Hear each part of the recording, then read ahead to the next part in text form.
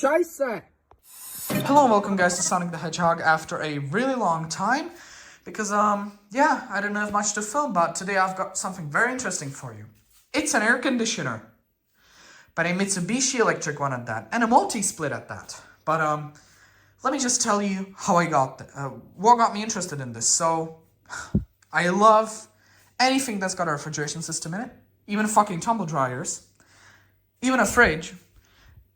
Fridges aren't really that intriguing. The refrigeration systems in there are quite cost cut, but this is something else. And I love air conditioners, especially when they're a multi-split, because that means they have a lot more stuff in them.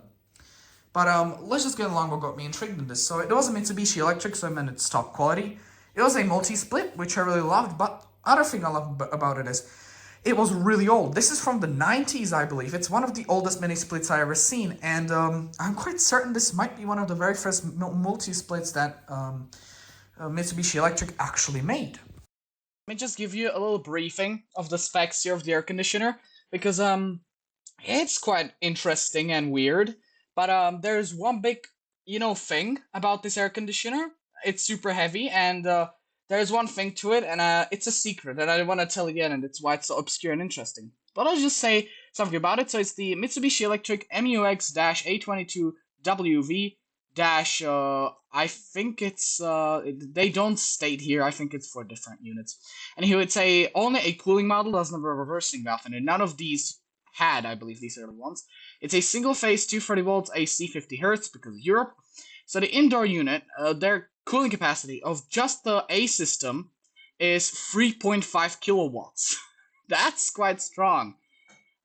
Single B or C can do 2.4 kilowatts, and the total power is 3.4 kilowatts plus 1.45 kilowatts times 2, which is quite a lot, actually. There's not much I can tell you. There's just dehumidification. I don't think we have to care about that. So, running current of all the channels is 8 amps. 8.4 amps, the whole thing running. And there's a reason to it, and I'll discuss that way later in the video at like the 10-minute mark. There's a huge caveat to that. And it requires a 20 amp outlet. Now, here in the Czech Republic, we have two types of power outlets. We have 230 volt outlets, of course, and there's the 2-phase and 3-phase with a higher voltage. But we got two types. We've got the standard domestic one, which is only 16 amps. Then you've got industrial ones, which is like a more beefed up version of the domestic one, and it's 20 amps. The domestic ones are 16 amps. So you need a full-on industrial power outlet and a full-on other breaker to run this. So the power factor is actually quite high. It's 97.1 because the compressor inside has got a capacitor across it. Starting current is 48 bloody amps.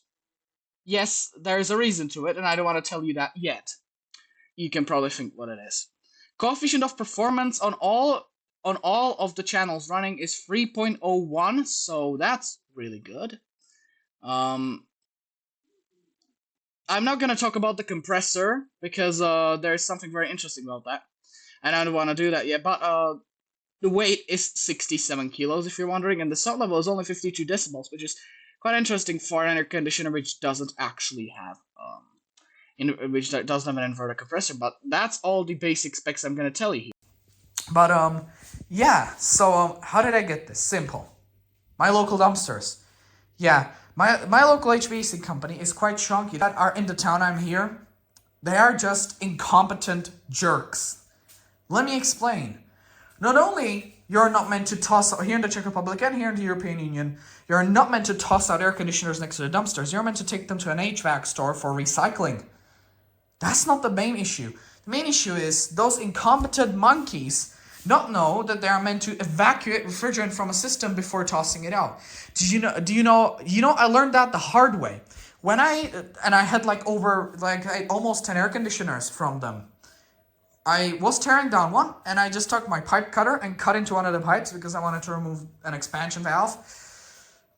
It exploded in my face with R22. Yummy! Yeah, that was a nightmare. So, yeah, those don't evacuate. What they do is they go up to these valves back here. They close the service valves. They disconnect the pipes, let it vent out into the atmosphere, which is prohibited. That's strictly prohibited over here. You cannot vent out refrigerant, especially R22 in that case, into the air. Yeah, and they disconnect the pipes, they close those valves, and just send it home.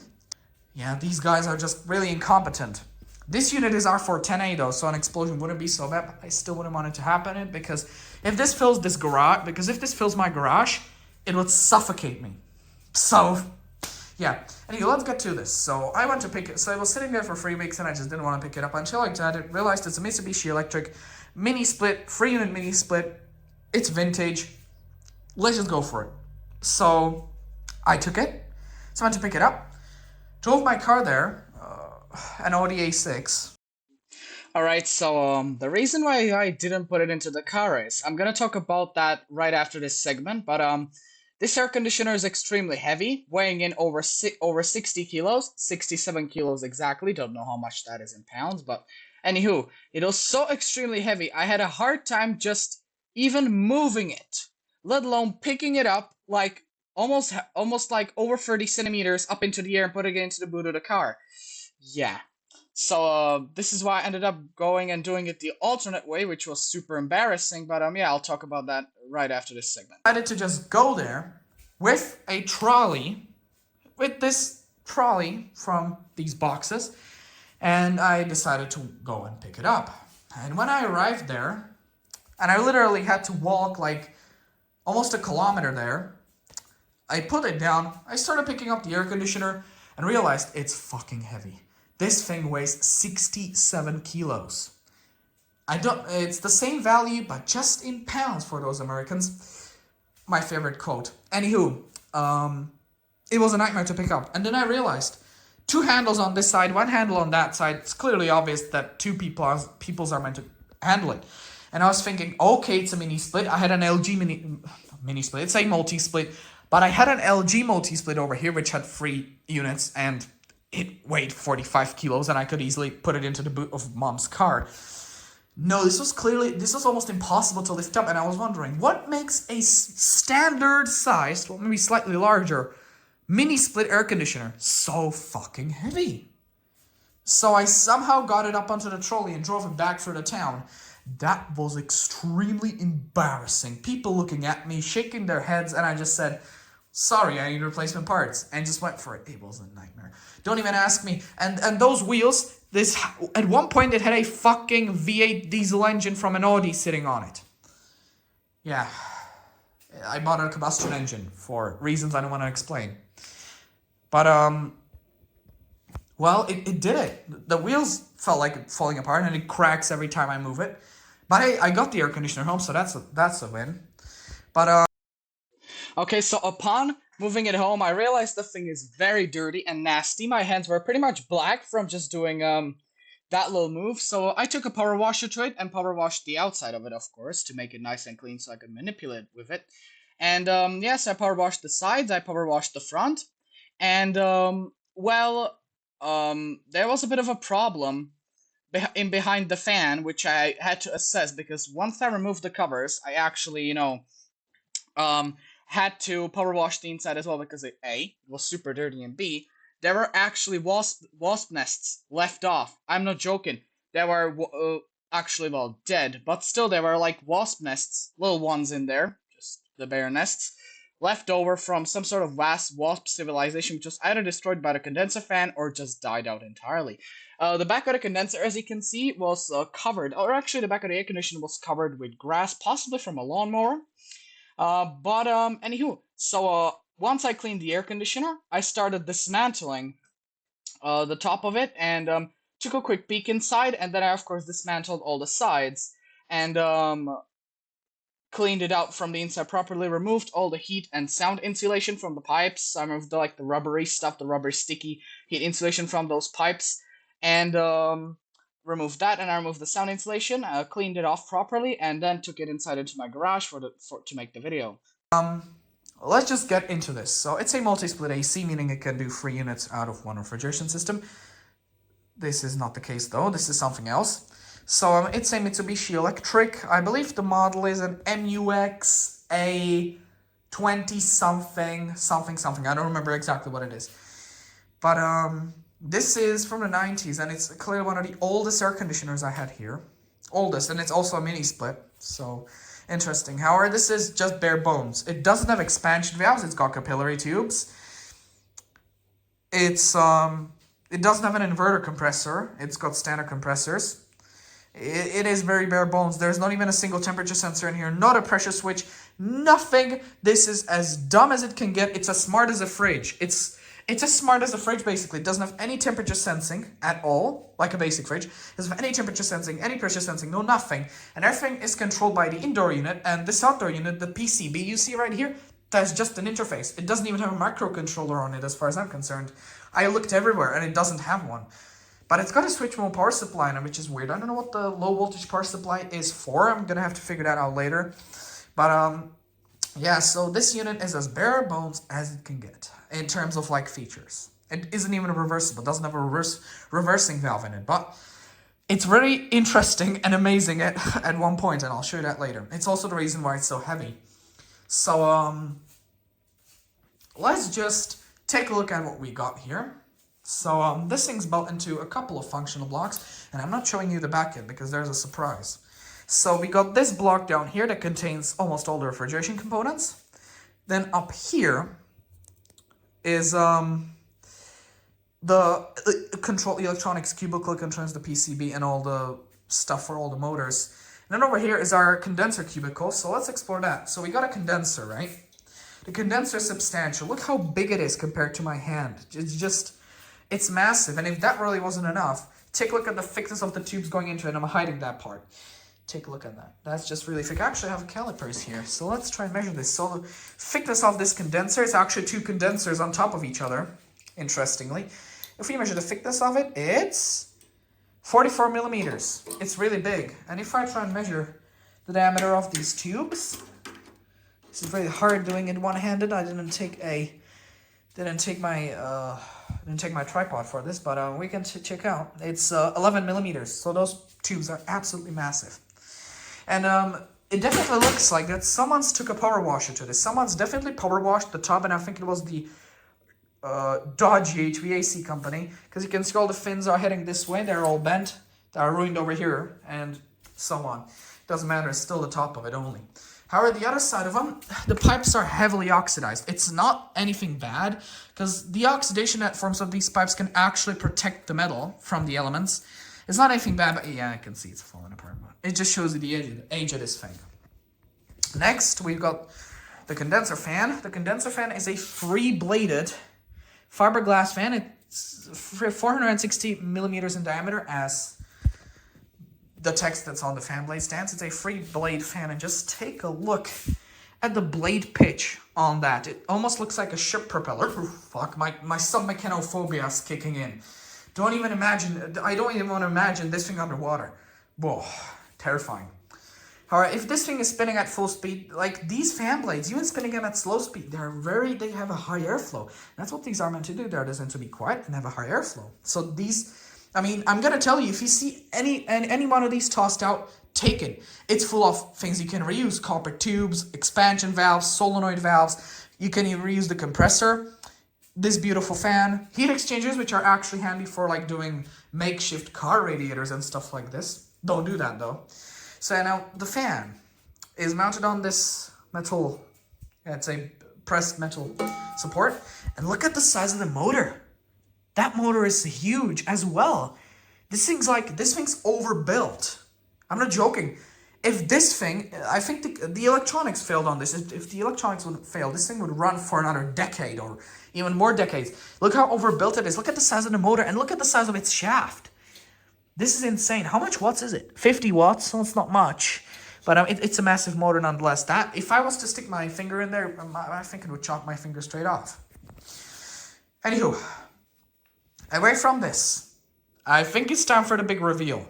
Why this thing's so... It's already 10 minutes into the video. I think it's time for the big reveal. Why is this thing so heavy and obscure?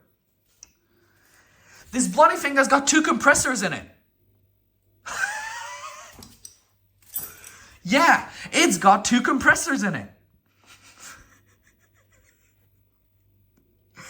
I can't stop laughing at this. This bloody thing has got 2 compressors. Okay, my phone recording stopped for some reason.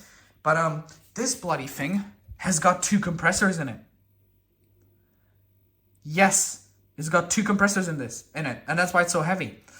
So this is ultimately 2 air conditioners in one.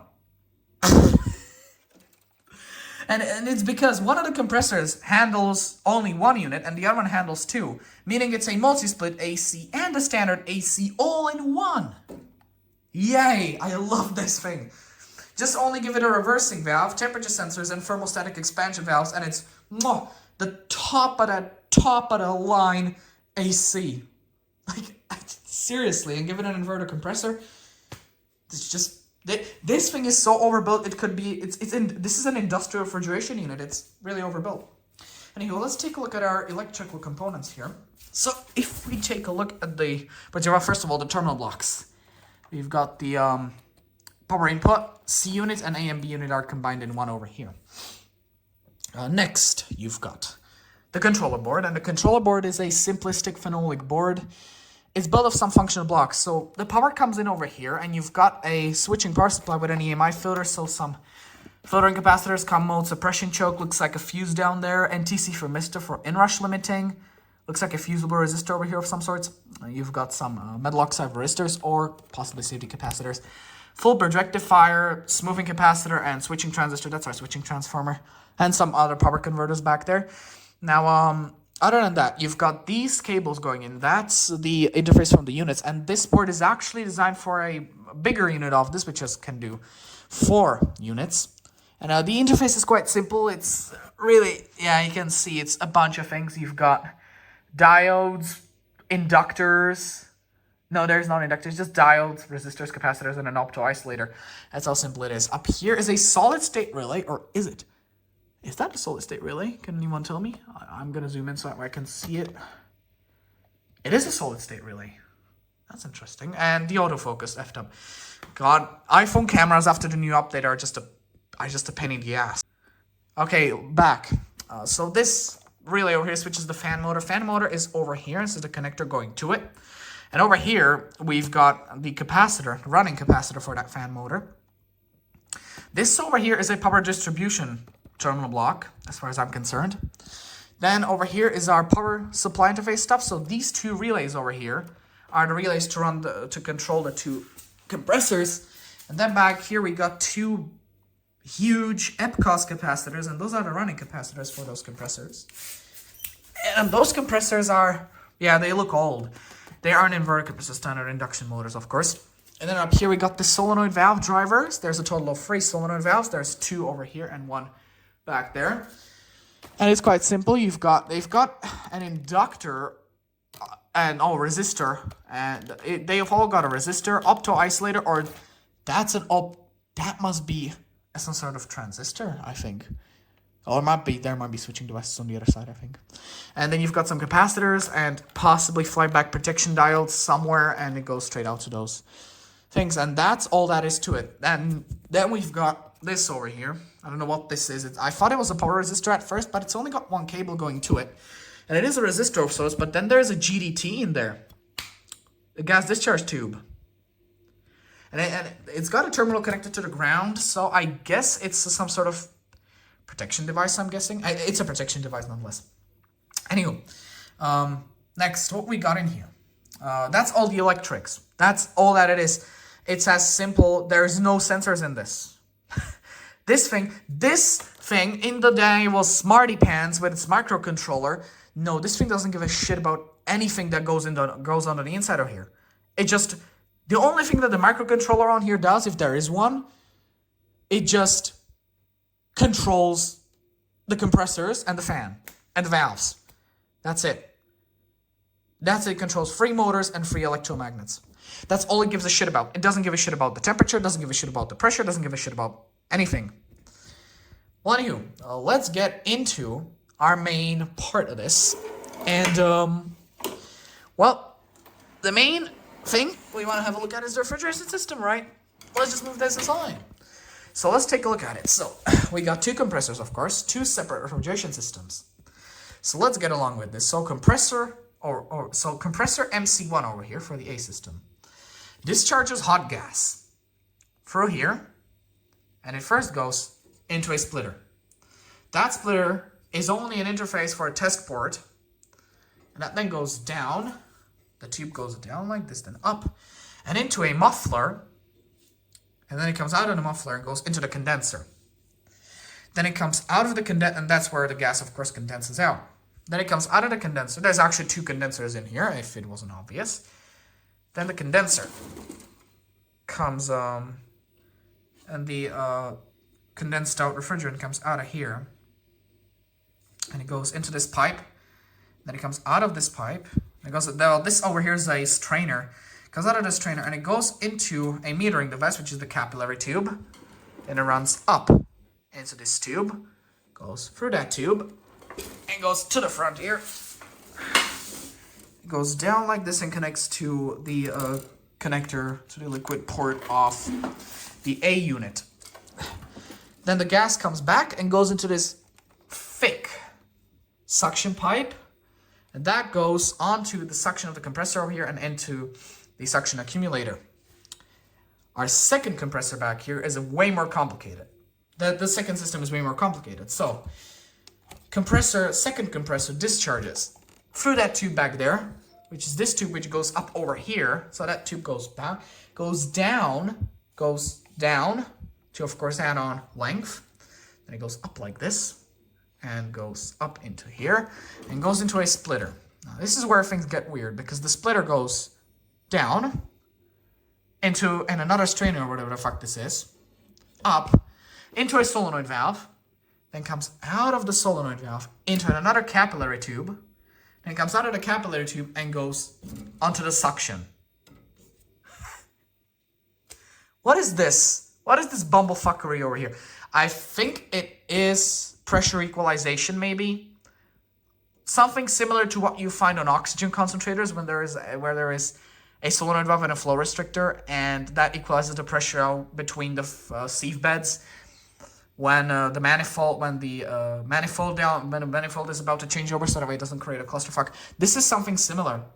But anywho, the discharge mainly goes up here and goes into a second muffler, which has got another test port on it. And that feeds, and the muffler is by the way bigger than this one down here. That goes into the condenser again, comes out of the condenser, goes into another strainer, then goes into a capillary tube, and comes out of the capillary tube, goes into this pipe back here, goes back there. If I move this around, goes over here. Oh, actually, let me move it around a bit better. This thing weighs a ton. It's a nightmare to move around.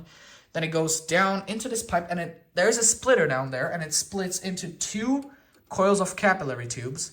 Those 2 coils go into the shutoff valves up here, and go from the shutoff valves, and go into, you guessed it, the liquid ports. The gas ports go in, then they go through this thick tube, go into this massive splitter, or combiner in this case, go back there, and go down and up and down to add on length, and into the accumulator on the suction of the compressor, and then into the compressor. Now, if you don't know what the accumulators are for, if I can move you, one moment please, there we go. If you don't know what the accumulators are for, it's quite simple. The accumulators are to collect and of course accumulate liquid refrigerant to stop stop it from going into the compressor and destroying the compressor. What are the mufflers for? The mufflers are for decreasing hissing and clacking noise from the discharge of the compressor, because this thing on its own is going to be quite loud when it's running, I guess. What are the strainers for? To stop bits shaving off the compressors going into the systems and blocking up the capillary tubes. And what is that all for? I'm quite certain it's pressure equalization. Could be wrong. Could be something else. You never know. But that's my job to figure out. But anywho, this is all that I got for you today. So this is all that it's to it. So yeah, air conditioners, even like complicated multi-split ones, used to be quite bright. Used to be quite simple. When you go down, I mean, this mess of tubing and wiring might seem complex at first, but when you go down to it, it's way simpler than you think. I mean, it's just 2 compressors, a bunch of solenoid valves, a bunch of capillary tubes, and a condenser, and some other crap like mufflers, strainers, etc. That's just Mitsubishi's thing. Other manufacturers just don't put that on there to save on money. That's only Mitsubishi's thing. I don't see that usually, but most of the time I see it on Mitsubishi air conditioners, the mufflers and strainers, of course. But yeah, so ultimately, this thing was a quite a nice drawback to the old times of air conditioning, and I just can't stop. I just can't stop talking about this. I really adore this thing. I love the idea of a standard size mini split air conditioner having 2 air conditioners inside of it, and just having like 5 different causal capillary tubes and just so much stuff going about. And I love the fact that it's got this giant condenser on it. I really do love this thing, and I also do love the fact about it that the electronics, they're simple. It's just basic stuff. It's easy to repair, easy to get parts. This thing's totally fixable. And I think if I was to fix up the electronics over here and put back all the thermal insulation as well as the sound insulation, which was around the compressors, I think this thing would just fire up and run again. And it would just run for decades and decades. Because this design is just overbuilt. It's really high, it's top quality. And yeah, so that's it for this video. I hope you liked it. Hope you learned something new. And I'll see you guys in the next one.